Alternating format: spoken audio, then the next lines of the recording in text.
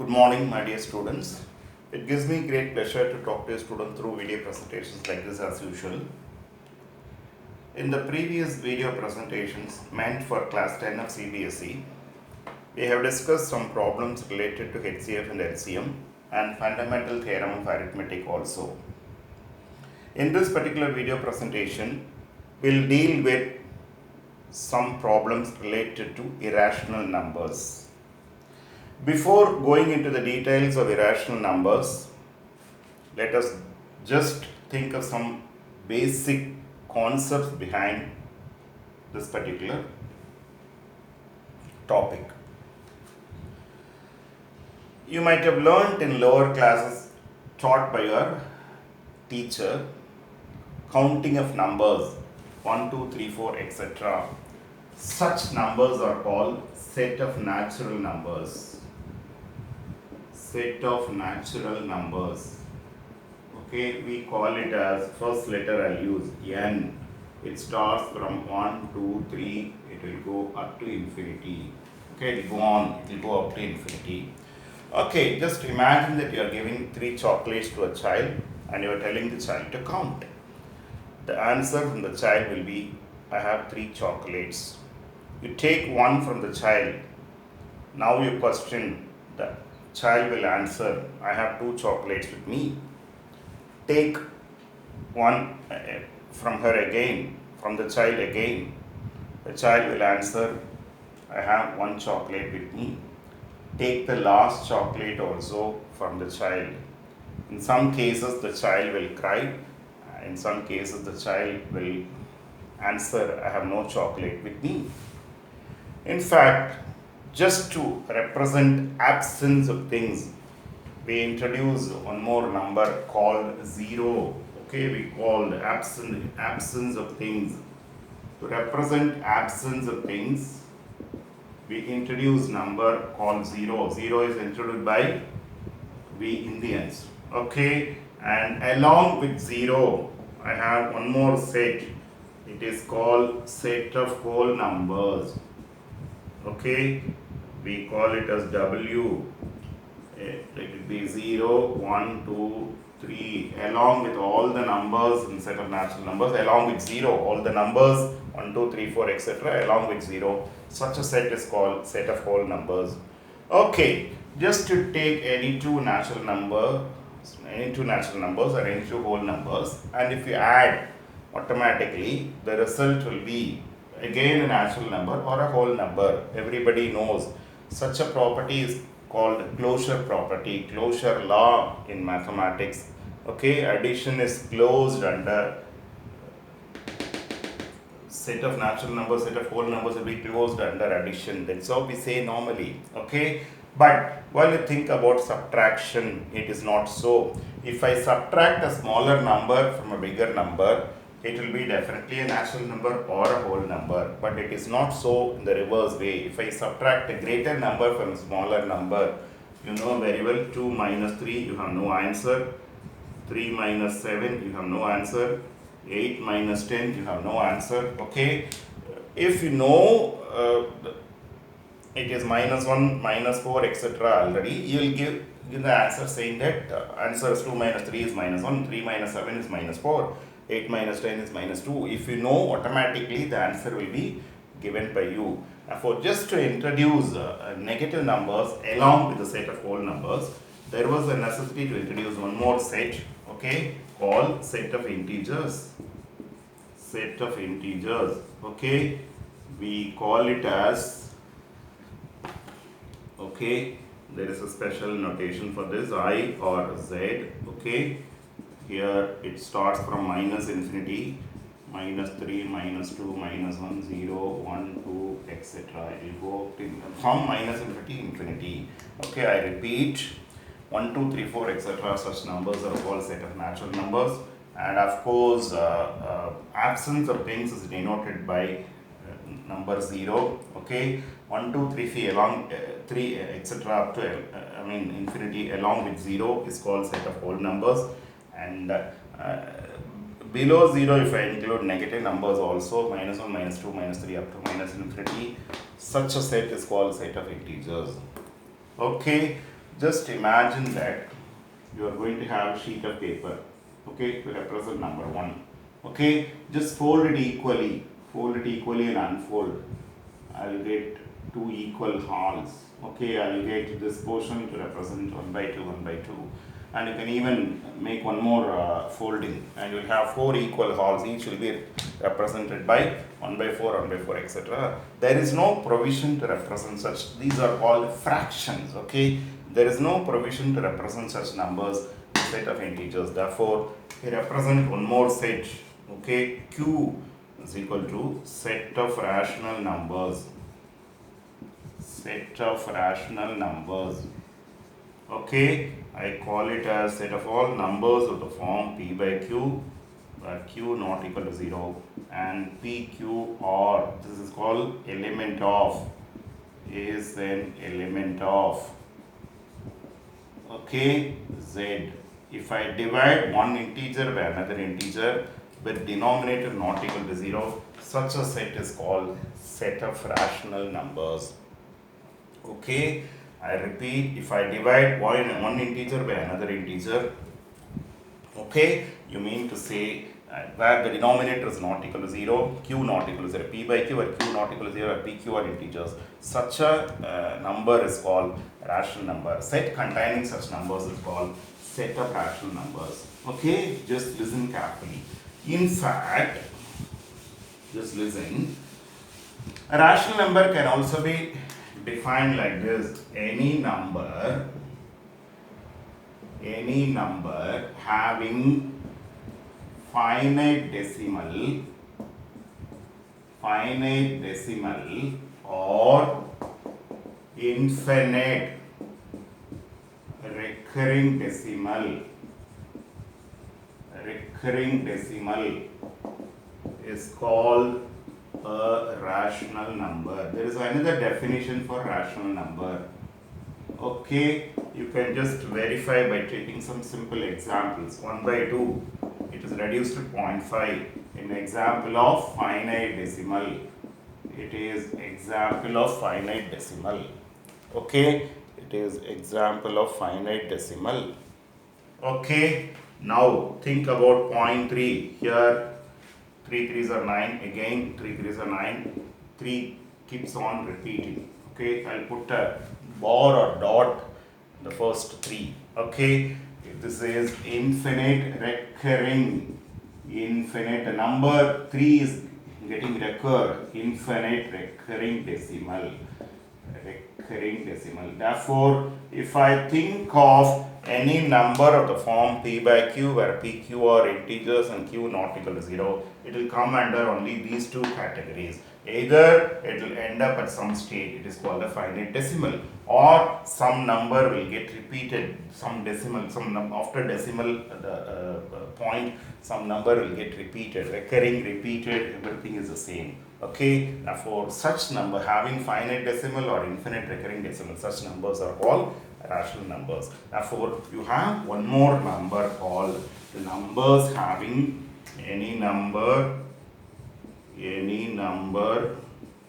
having infinite non-recurring decimal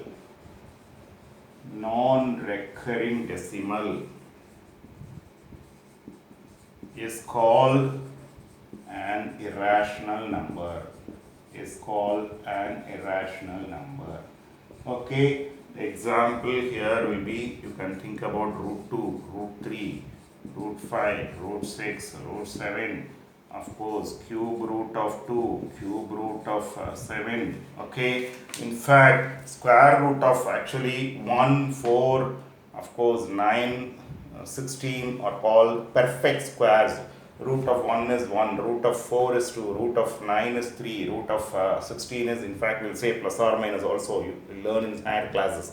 Okay, in fact, therefore these numbers 2, 3, 5, etc. are called imperfect squares. Okay, square root of such numbers won't be a whole number. Okay, the square root of any imperfect square, cube root of any imperfect cube, such numbers are examples of irrational numbers. Now, if I take down and write all the numbers, all the rational numbers and irrational numbers together, such a set is called set of real numbers. If I write all the rational numbers and all the irrational numbers together in a set, it is called set of real numbers. Therefore, the biggest set which can have so far what you have learned is set of real numbers. Okay, therefore I'll just write it as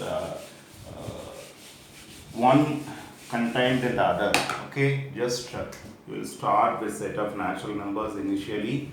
Okay, you have natural numbers is contained in set of whole numbers. You have 0 which is not there in W, and W is contained in Z in. Okay, here of course you have elements -2, -3, etc. Such elements are there in Z but not in W. Of course you have Q, the set of rational numbers. Here you have any number of the form P by Q where Q not equal to 1, of course 0. It shouldn't be 0, that is already known to you. It shouldn't be 1. If it is equal to 1, it will be definitely an integer. Any number with denominator not equal to 1, such numbers are called. Not equal to 0 is already understood. Okay, such numbers are there in Q but they are not in Z. And of course you have R, set of real numbers. R is called set of real numbers. Okay, set of real numbers. Here you have irrational numbers also, which are there in R, but not in Q. Irrational numbers are there. Okay, therefore you have subset. We call it a subset. N is a subset of. This symbol is called proper subset. Proper subset of W.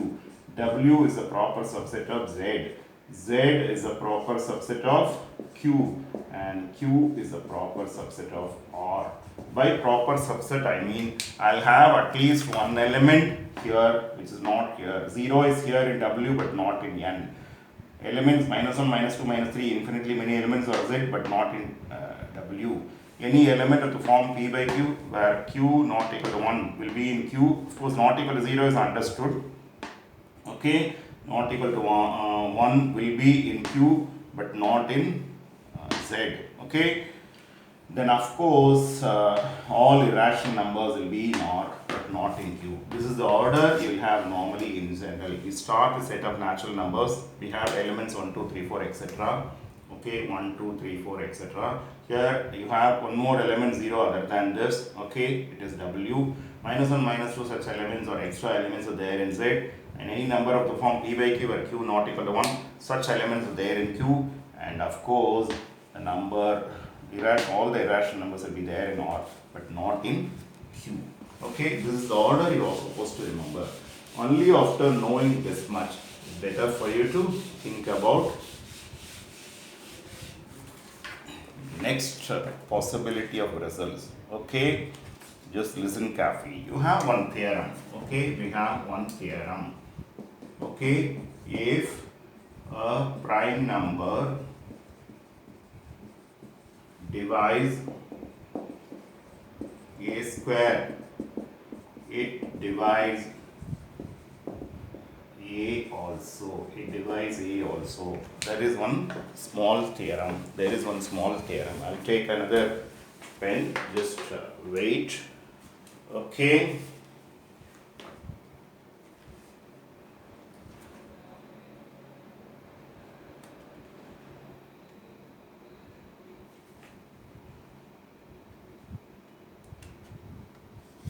Okay, listen carefully. If a prime number P divides a square, then it divides a also. It's not a difficult task, just listen carefully. It's a simple result. Let a is equal to P1, P2, etc. Pn. It is multiples of such prime numbers. Okay, need not be distinct. You have already seen, you might have seen in the previous videos, 12 can be written as, you can divide by 2. Therefore 12 can be written as 2 square into 3 or 2 into 2 into 3. Similar way, I write a as P1 into P2 into etc. Pn. Therefore a square will be anyway P1 square into P2 square etc. Pn square. This is how it is written. If P divides a square, we mean to say P is one among these n prime numbers, namely P1 or P2 etc. Pn due to uniqueness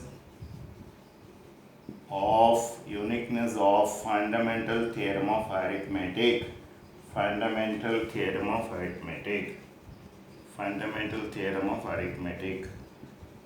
Okay, therefore since P is one of these n numbers, P divides A also. I repeat, I write P as P1 into P2 etc. Pn, assume by myself, similar to 12 is written as 2 square into 3. Similar way, I am writing this. Okay, now for A square is P1 square and P2 square etc. Pn square. If P divides A square, we mean to say P is one among these n prime numbers, namely P1, P2 etc. One of them. It can't be anything else other than this. Okay, because if P is anything else, this uniqueness part is ruled out. Okay, any composite number can be uniquely written as a product of powers of prime numbers. That is the real meaning of fundamental theorem of arithmetic. That is a statement of fundamental theorem of arithmetic. Therefore, if P coincides with one of these numbers, automatically P divides A also. Therefore, whenever P divides A square, P will divide A also. That is the theorem you are supposed to remember to do further problems.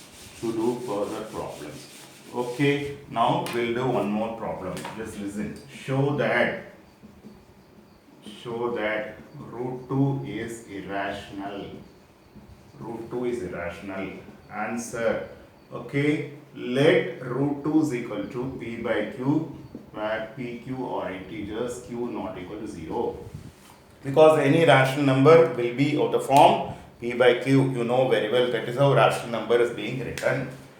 Okay, which will automatically imply you 2 is equal to P square by Q square, which implies P square is equal to 2Q square, which implies 2 divides P square, which implies 2 divides P also. Just now I told you, if a prime number divides A square, it will divide A also. Therefore, 2 divides P square will imply you 2 divides P also.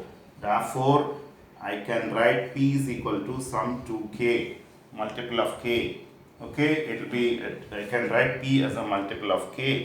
Okay, let it be. K is an integer, you can even write K is an integer. Okay, it will be, whenever a multiple of 2 is written, okay, for example, 12 can be written as 2 into 6.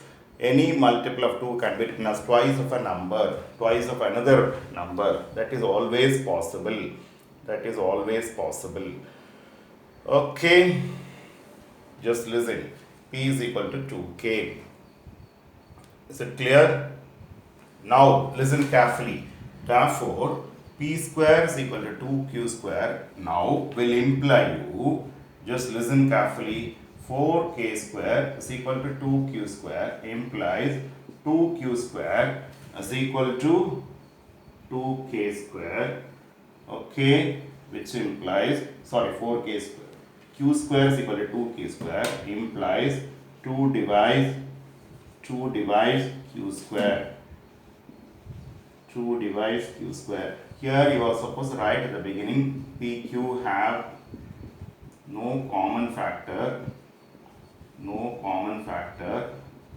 other than 1. It is such numbers are called in the least form. Okay, for example, 2 by 3 is in the least form. Okay, other than 1. 2 by 3 is in the least form, whereas 4 by 8, the least form is 1 by 2. Okay, it is in the least form, let us imagine. Therefore, 2 divides Q square. Therefore, 2 divides, which will imply you 2 divides Q also. Okay, therefore 2 divides P and 2 divides Q implies there is a common factor for P and Q other than 1. 2 is a common factor for both P and Q. Therefore, this contradiction proves that I can't write root 2 as P by Q, the form P by Q. Therefore, root 2 is irrational. Let me explain once again. Show that root 2 is irrational. Let root 2 is equal to P by Q or PQ element of set Q not equal to 0. PQ have no common factor other than 1. it means it is in the simplest form. That's what I am supposed to assume. Now for 2 is equal to p square by q square, therefore p square is equal to 2q square. For 2 divides p square, implies 2 divides p also. If a prime number divides a square, it will divide a also. We have seen just now. Therefore, if 2 divides p, okay, I can write p as a multiple of 2, 2k element of z. Now p square is equal to 2q square. Just listen carefully. Therefore, here replace p by 2k, 4k square equal to 2q square, therefore q square is equal to 2k square, therefore 2 divides q square, which will imply 2 divides q also. Okay, now for 2 divides p and 2 divides q implies there is a common factor 2 for p and q other than 1, which is a contradiction to the fact at the beginning, which is a contradiction to this fact. Therefore, root 2 cannot be written to the form p by q. Therefore, root 2 is irrational. When I am not able to write to the form p by q, it will be an irrational number. This is the way you are supposed to give the proof for root 2 is irrational. How to prove root 2 is irrational? This is how it is being done. Okay. Now let me continue the next video. I don't think there is going to be any correction over here. If there is any correction, I'll just definitely add it up over here. I'll just go through once again. I'll just check it out. Those who want to have automatic notification about the new videos being uploaded in the channel, subscribe by clicking the subscribe button and the bell icon. Okay, more videos on class 10 will be added further. Thank you students for patient watching.